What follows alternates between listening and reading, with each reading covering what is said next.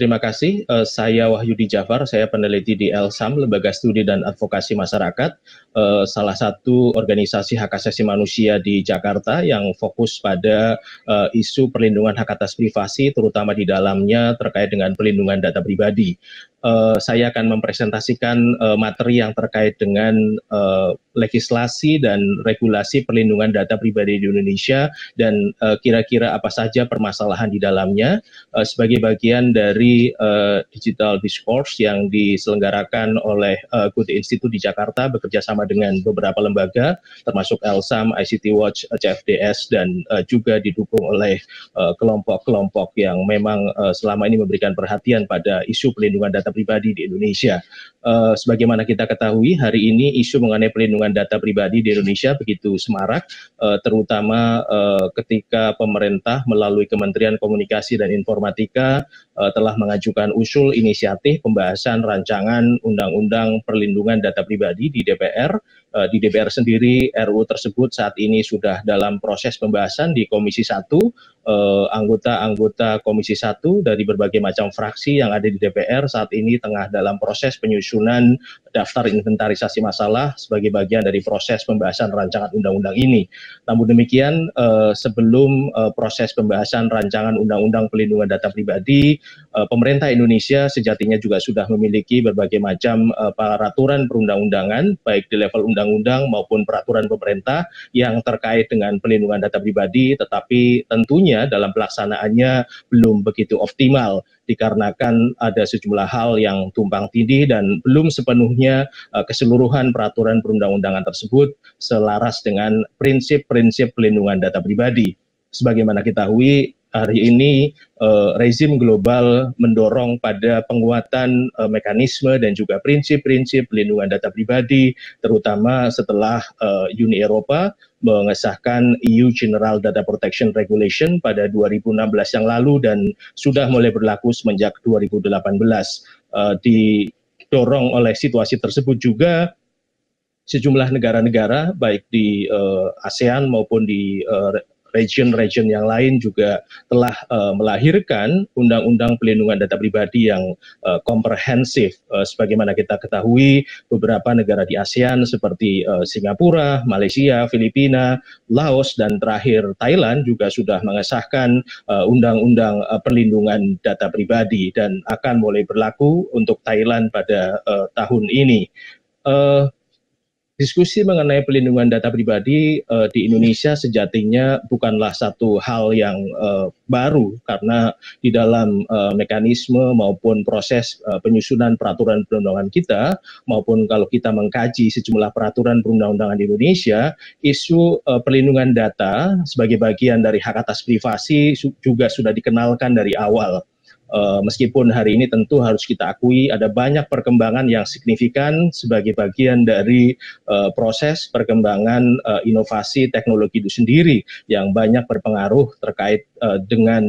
perlindungan hak atas privasi. Sebagai gambaran, paling tidak sebagai sebuah konsep hukum, Indonesia telah mengenal konsep hak atas privasi paling tidak semenjak pemerintah kolonial Hindia Belanda pada tahun 1848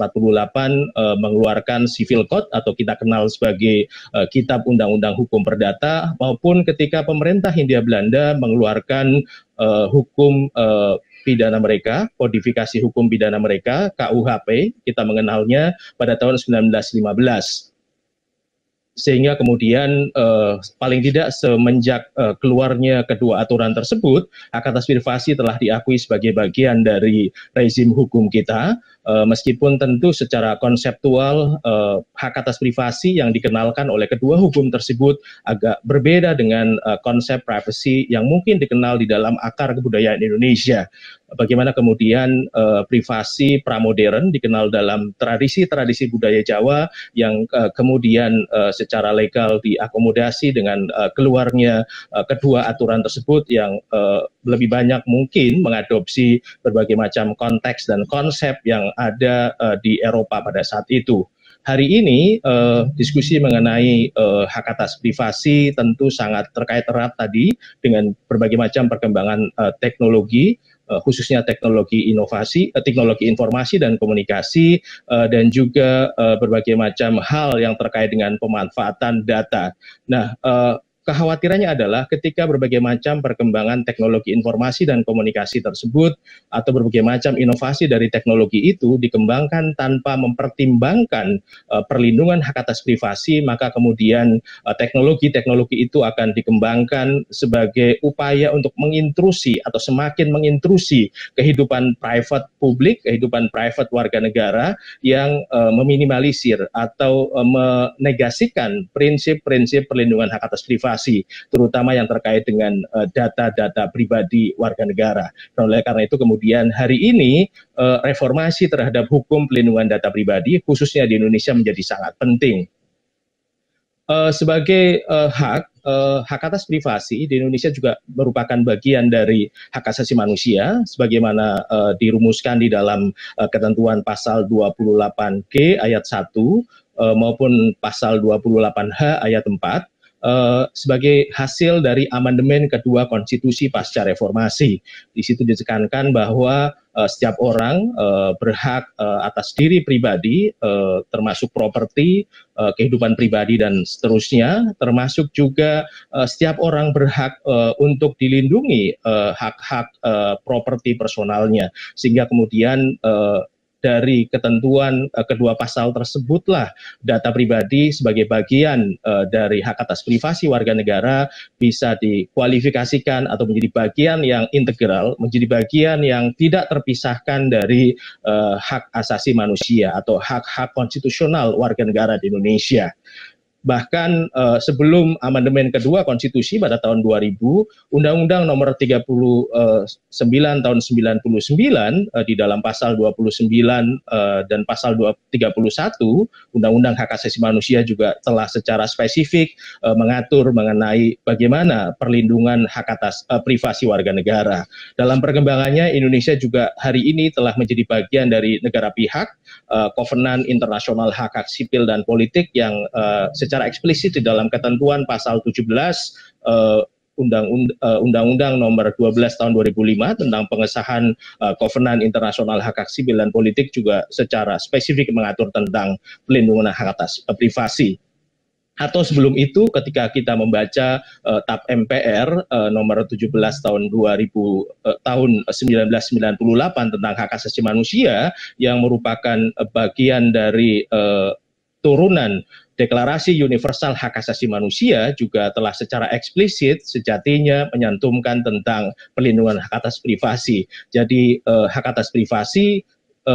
hari ini telah menjadi bagian yang integral dari kehidupan kita sebagai bagian dari hak-hak konstitusional warga negara maupun sebagai bagian dari hak asasi manusia yang diakui oleh pemerintah kita dan oleh karenanya menurunkan sejumlah kewajiban bagi pemerintah dalam hal ini untuk memastikan perlindungan hak atas privasi warga negara. Nah, lalu bagaimana ekosistem perlindungan data pribadi di Indonesia? Dari hasil studi kami di LSAM, kami memetakan dan kami menemukan paling tidak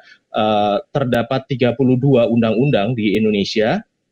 yang terkait dengan pelindungan data pribadi atau materinya mengandung konten yang terkait dengan pelindungan data pribadi di sejumlah sektor, baik di sektor informasi dan komunikasi, sektor layanan kesehatan, terkait dengan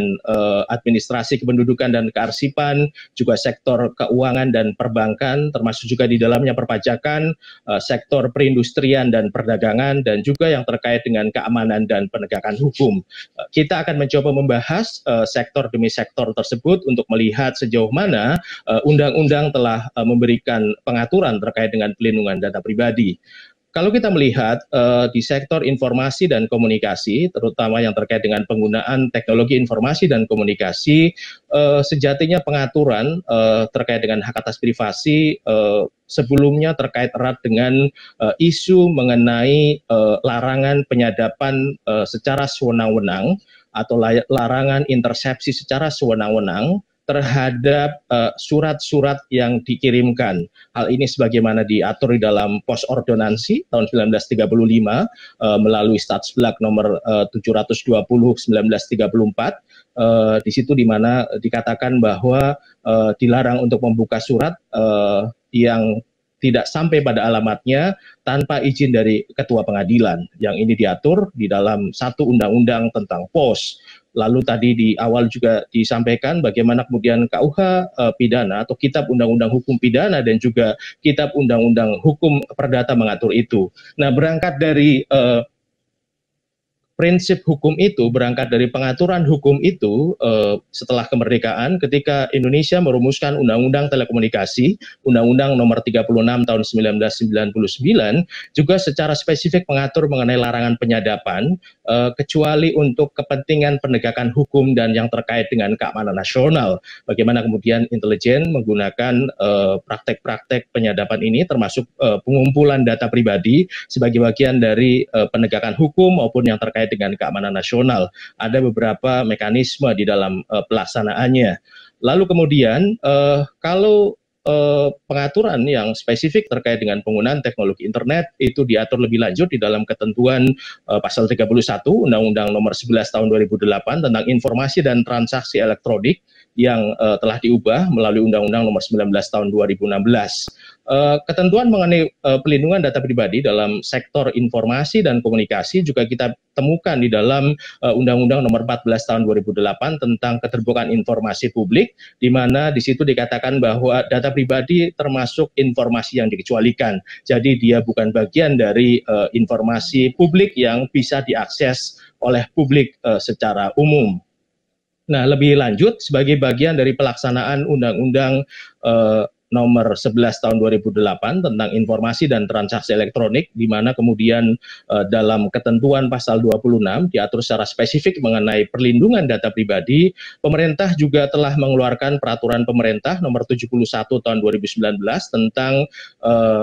implementasi penyelenggaraan sistem dan transaksi elektronik. Di situ disebutkan beberapa klausul terkait dengan prinsip-prinsip pelindungan data pribadi, lalu kemudian sejauh mana kewajiban penyelenggara sistem elektronik yang dalam hal ini berkedudukan sebagai pengendali dan prosesor data yang terkait dengan perlindungan data pribadi. Dalam aspek yang lebih teknis, Kementerian Komunikasi dan Informatika juga telah mengeluarkan peraturan Menteri Kominfo nomor 20 tahun 2016 tentang pelindungan data pribadi dalam sistem elektronik. Nah, dalam konteks ini pula kemudian hari ini ketika kita berdebat mengenai bagaimana seharusnya pemerintah mengoperasikan aplikasi Peduli Lindungi sebagai upaya dalam penanganan COVID-19, bisa memperhatikan sejumlah klausul yang terkait dengan pelindungan data pribadi, terutama dalam konteks penyelenggaraan sistem elektronik sebagaimana diatur oleh peraturan pemerintah nomor 71 tahun 2019 maupun di dalam Permen Kominfo nomor 20 tahun 2016. Yang menarik adalah di dalam Undang-Undang ITE, dalam ketentuan pasal 26, terutama di dalam penjelasannya, itu secara spesifik telah diberikan penjelasan mengenai apa itu hak atas privasi, ruang lingkupnya termasuk apa saja. Dan kemudian juga sebagai hasil amandemen dari Undang-Undang Informasi dan Transaksi Elektronik ini, melalui Undang-Undang Nomor 19 Tahun 2016, Indonesia juga telah mengakomodasi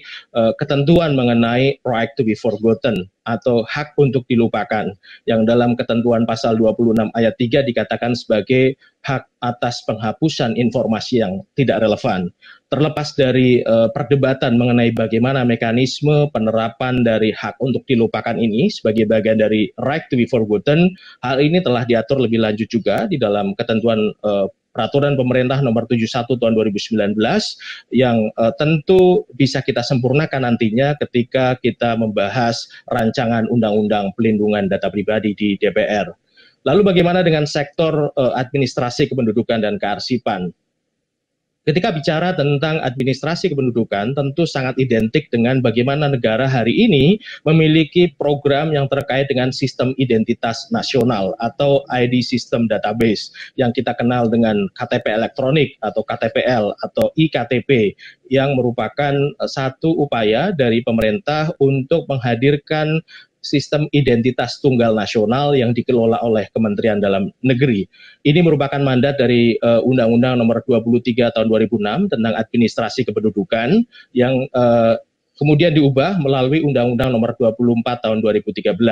yang di situ juga diakui tentang bagaimana menempatkan informasi-informasi kependudukan atau data-data kependudukan sebagai bagian dari data pribadi. Meskipun ada banyak perdebatan di dalamnya, ada banyak persoalan di dalamnya dikarenakan ketidaksesuaian antara pengertian data pribadi menurut ketentuan undang-undang ini dengan konsep dan prinsip-prinsip pelindungan data pribadi. Padahal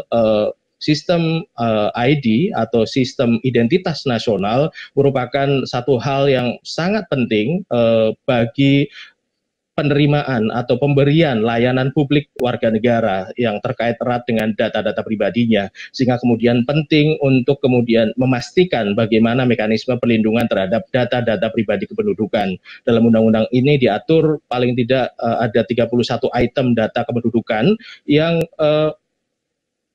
hampir semua dari 31 item tersebut adalah bagian dari data pribadi yang kemudian seharusnya di dalam penggunaan dan pemanfaatannya juga sepenuhnya harus mengikuti prinsip-prinsip perlindungan data pribadi. Nah, sementara ketentuan yang terkait dengan kearsipan ini berkaitan dengan isu mengenai data retensi atau bagaimana mekanisme retensi datanya, berapa lama dan seterusnya. Nah, ini juga masih menjadi perdebatan karena memang tidak ada satu ketentuan yang baku yang detail mengenai berapa lama retensi dari suatu data. Belum lagi kemudian isu-isu yang terkait dengan penyelenggaraan pemilu, Undang-Undang Nomor 17 Tahun 2017 tentang pemilihan umum juga sangat terkait erat dengan penggunaan data-data pribadi kependudukan dalam konteks penyusunan daftar pemilih tetap atau dikenal sebagai electoral rolls yang seringkali menjadi perdebatan dan hari ini juga menjadi bagian dari strategi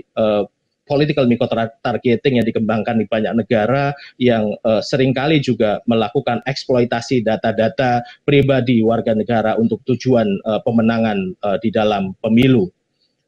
Berikutnya kalau kita bicara mengenai sektor keuangan, perbankan, dan perpajakan, ada banyak peraturan perundang-undangan di Indonesia, terutama yang terkait dengan perbankan. Misalnya undang-undang mengenai Bank Indonesia, undang-undang perbankan syariah, dan yang terbaru adalah undang-undang Otoritas Jasa Keuangan telah secara spesifik mengatur mengenai bagaimana seharusnya perlindungan data pribadi nasabah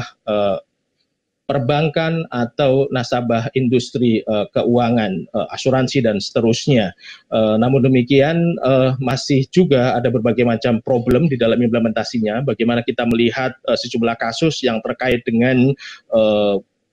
nasabah fintech, terutama yang menggunakan platform peer-to-peer lending, terjadi praktek-praktek eksploitasi data pribadi mereka dalam penyelenggaraan peer-to-peer lending tersebut, sehingga kemudian perlu direspon dalam sebuah aturan yang lebih spesifik tentang bagaimana seharusnya pengambilan data-data pribadi nasabah peer-to-peer lending, nasabah fintech, dan kemudian bagaimana mekanisme perlindungannya. Dalam hal ini, Otoritas Jasa Keuangan sejatinya telah mengeluarkan sejumlah peraturan di tingkat kelembagaan, peraturan OJK yang terkait dengan hal ini. Nah, namun demikian dalam beberapa hal tentunya ketentuan-ketentuan baik di dalam Undang-Undang Bank Indonesia, Undang-Undang Perbankan Syariah maupun Undang-Undang Otoritas Jasa Keuangan, termasuk juga Undang-Undang Perlindungan Konsumen, penting untuk kemudian dilakukan penyesuaian dengan undang-undang atau dengan prinsip-prinsip perlindungan data pribadi. Belum lagi kemudian di sektor perpajakan, tahun 2017 pemerintah mengeluarkan peraturan pemerintah pengganti Undang-Undang Nomor 1 Tahun 2017 yang sudah disahkan menjadi Undang-Undang Nomor 9 Tahun 2017 tentang akses informasi keuangan terkait dengan perpajakan, di mana kemudian undang-undang ini juga memberikan wewenang yang besar bagi Direktorat Pajak untuk bisa membuka atau melihat akun-akun bank dari nasabah untuk dinilai apakah dia bagian dari wajib pajak dan seterusnya. Yang ini juga dalam beberapa hal perlu dilakukan penyesuaian dengan prinsip-prinsip perlindungan data. Bagaimana hari ini Financial Action Task Force (FATF) telah memberikan sejumlah rekomendasi bagaimana melakukan penyesuaian sistem keuangan dengan prinsip-prinsip perlindungan data, terutama mengacu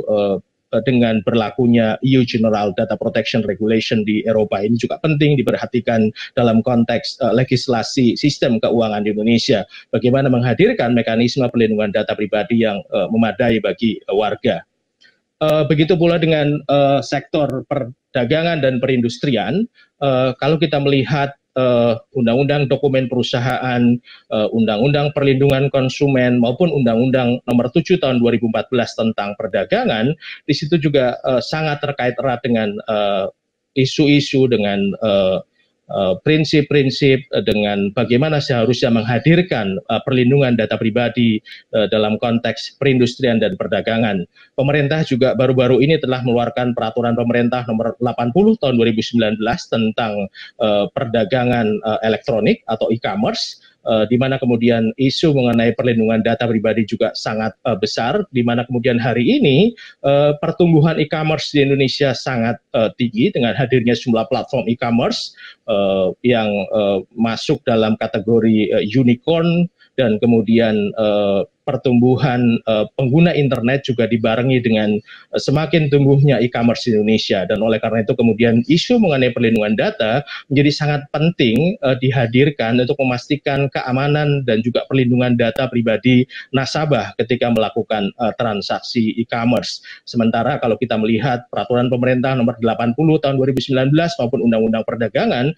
termasuk juga di dalamnya Undang-Undang Informasi dan Transaksi Elektronik, belum sepenuhnya menghadirkan satu mekanisme yang detail tentang bagaimana seharusnya melindungi hak-hak dari subjek data, dan juga menghadirkan kewajiban yang komprehensif yang memastikan perlindungan, bagaimana pengendali data,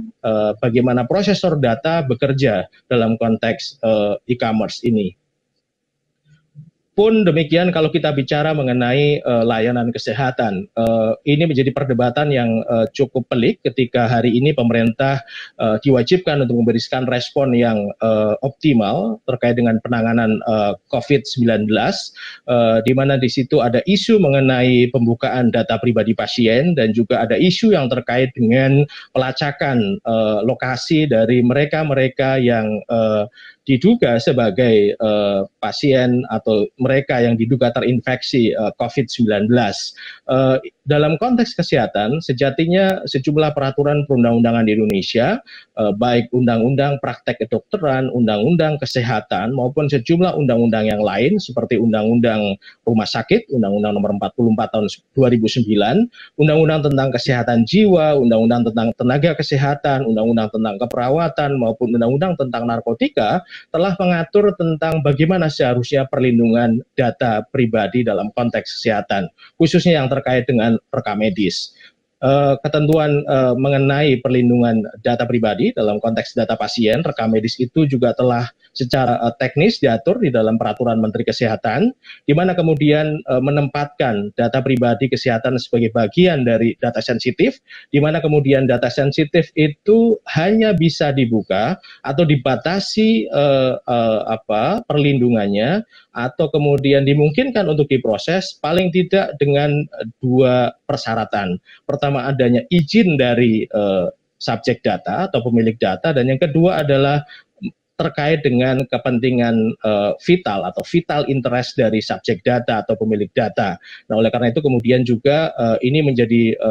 basis bagaimana kita kemudian mensikapi upaya-upaya atau dorongan-dorongan yang terkait dengan pembukaan data pribadi pasien COVID-19, di mana kemudian kalau kita membaca peraturan Menteri Kesehatan yang terkait dengan rekam medis, di situ secara eksplisit dikatakan bahwa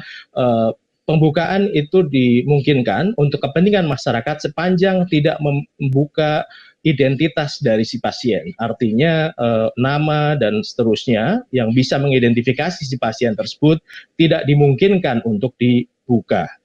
Dan oleh karena itu kemudian ini menjadi penting dan harus menjadi perhatian bagi pemerintah bagaimana memastikan perlindungan data-data pribadi yang terkait dengan data pasien atau data kesehatan pada umumnya. Selanjutnya yang terkait dengan keamanan dan penegakan hukum, ini terkait dengan otoritas atau wewenang yang dimiliki oleh aparat penegak hukum, baik kejaksaan maupun kepolisian, dan juga yang terkait dengan keamanan nasional, institusi-institusi intelijen yang ada di Indonesia, terutama terkait dengan intersepsi komunikasi atau surveillance, dan juga yang terkait dengan pengumpulan data-data pribadi mereka yang diduga terlibat atau disangka terlibat dalam suatu tindak kejahatan, atau terkait dengan data-data keuangan dari mereka yang diduga atau terlibat dalam suatu tindak kejahatan, di mana kemudian aturannya di sini cukup banyak, mulai dari ketentuan di dalam Kitab Undang-Undang Hukum Acara Pidana (KUHP), lalu kemudian terkait dengan pemberantasan korupsi, terkait dengan Komisi Pemberantasan Korupsi, terkait dengan pemberantasan perdagangan orang, lalu kemudian terkait dengan pemberantasan pencucian uang, intelijen negara, juga terkait dengan pemberantasan terorisme, pemberantasan pendanaan terorisme, bahkan ketentuan di dalam undang-undang yang mengatur mengenai komisi yudisial juga mengatur tentang hal ini. Di luar berbagai macam ketentuan peraturan perundang-undangan itu, pemerintah juga telah mengeluarkan peraturan Presiden nomor 53 tahun 2017 tentang Badan Cyber dan Sandi Negara yang lebih banyak mengatur tentang operasionalisasi BSSN, dan di sini juga terkait dengan turunan-turunan wewenang yang dimiliki BSSN dalam konteks keamanan cyber khususnya, dan bagaimana seharusnya otoritas-otoritas ini, meskipun dalam konteks penegakan hukum dan keamanan nasional, termasuk di dalamnya keamanan siber, juga harus memastikan perlindungan data-data pribadi warga negara. Bagaimana seharusnya pemantauan terhadap data traffic maupun internet traffic atas nama keamanan siber sekalipun, atas nama keamanan nasional sekalipun, harus memastikan perlindungan data-data pribadi warga negara sebagai bagian dari hak atas privasi. Nah, dari berbagai macam peraturan perundang-undangan tersebut, kita bisa melihat sejumlah overlapping atau tumpang tindih berbagai macam materi di dalamnya. Misalnya ketidakjelasan mengenai definisi, kategori, ruang lingkup yang terkait dengan perlindungan data pribadi, kemudian juga terkait dengan tujuan pemrosesan data pribadi, lalu kemudian terkait dengan dasar hukum pemrosesan data pribadi, termasuk di dalamnya isu mengenai konsen. Ini terkait erat dengan tadi legal ground of data processing, juga terkait dengan data retensinya, bagaimana life cycle dari pemrosesan data pribadi atau siklus hidup dari pemrosesan data pribadi, mulai dari pengumpulan, penyimpanan, pemrosesan, penggunaan, sampai kemudian penghapusan dan penghancurannya. Juga kemudian tujuan pembukaan data pribadi, termasuk juga ketiadaan aturan mengenai Independent Supervisory Authority, atau dalam hal ini dikenal sebagai Data Protection Authority, yang memastikan perlindungan data pribadi di semua sektor, dan bagaimana memastikan seluruh proses atau seluruh pemrosesan data pribadi itu sesuai dengan prinsip-prinsip pemrosesan data pribadi. Sanksi juga masih diatur secara berbeda-beda antara satu undang-undang dengan undang-undang yang lain. Selain itu juga masih nihil atau tidak ada aturan spesifik mengenai mekanisme pemulihan remedi bagi mereka yang dilanggar atau data-data pribadinya dieksploitasi atau disalahgunakan oleh pihak-pihak tertentu. Itu juga belum diatur secara memadai di dalam sejumlah peraturan perundang-undangan tersebut. Nah, respon terbaru dari pemerintah selain melalui berbagai macam peraturan perundang-undangan tersebut di atas, pemerintah juga menghadirkan sejumlah peraturan teknis, terutama dalam konteks pengembangan digital ekonomi, terutama di level peraturan-peraturan kelembagaan, baik di sektor e-commerce, sektor teknologi finansial, maupun yang terkait dengan sosial media dan layanan internet lainnya, terutama di peraturan Bank Indonesia, peraturan Dewan Gubernur Bank Indonesia, peraturan OJK, peraturan Menteri Komunikasi dan Informatika, dan juga tentu diskusi-diskusi yang berkembang di Kementerian Perdagangan khusus yang terkait dengan e-commerce. Ini semua tentu tidak cukup ketika hanya direspon di level peraturan teknis yang ada peluang atau ada potensi tumpang tindih antara satu aturan dengan aturan yang lain. Sebagai contoh misalnya, bagaimana kemudian memastikan perlindungan data pribadi dalam konteks